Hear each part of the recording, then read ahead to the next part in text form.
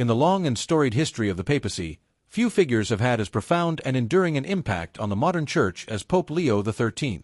Welcome to our YouTube channel.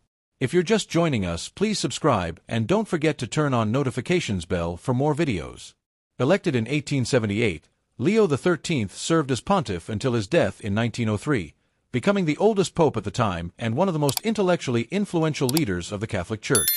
Among his many contributions, his encyclical letter Rerum Novarum, issued on May 15, 1891, stands out as one of the most powerful speeches and documents of his papacy, a visionary address that laid the foundation for modern Catholic social teaching. Rerum Novarum, which translates to "of new things," was Pope Leo XIII's response to the sweeping social and economic changes brought about by the Industrial Revolution.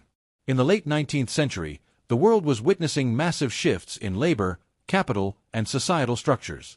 Urbanization, factory labor, and a growing divide between the rich and the poor raised critical moral questions. Workers faced long hours, meager wages, and unsafe conditions, while capitalists accumulated immense wealth. Social unrest was brewing across Europe, and the rise of socialist ideologies threatened traditional institutions, including the Church. It was in this turbulent context that Pope Leo XIII delivered Rerum Novarum, not as a condemnation of progress, but as a measured, principled intervention.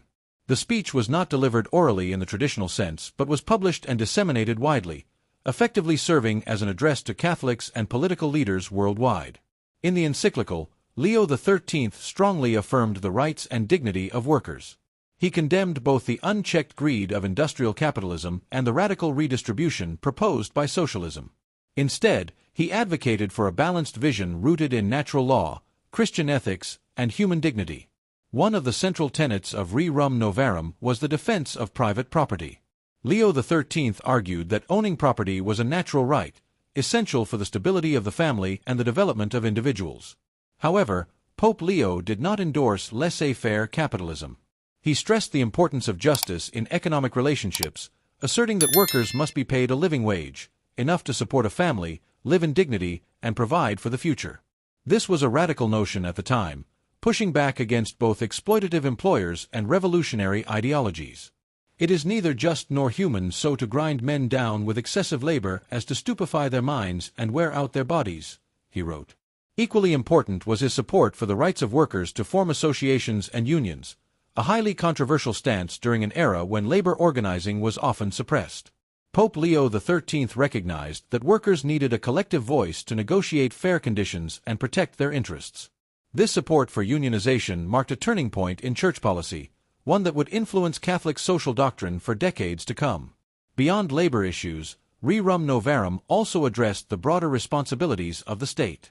Leo XIII called on governments to act not as tools of economic power but as moral institutions charged with upholding justice, protecting the weak, and ensuring the common good. He emphasized the importance of cooperation between classes, the moral responsibility of employers, and the essential role of the family in society. The legacy of Rerum Novarum cannot be overstated. It became the cornerstone of modern Catholic social teaching, inspiring future encyclicals such as Quadragesimo Anno by Pope Pius XI and Centesimus Annus by Pope John Paul II. Even today, Pope Leo XIII's vision continues to shape how the Church engages with questions of poverty, work, and economic justice. In summary, Pope Leo XIII's Rerum Novarum was more than just a papal statement. It was a speech to the world, a moral call to action that blended timeless truths with pressing modern challenges. At a time of great uncertainty, it offered a hopeful and humane vision, urging society to place human dignity at the center of economic life. That's it for this episode. Thanks for watching. Please don't forget to share your thoughts in the comments section below. Please like, share, and subscribe for more.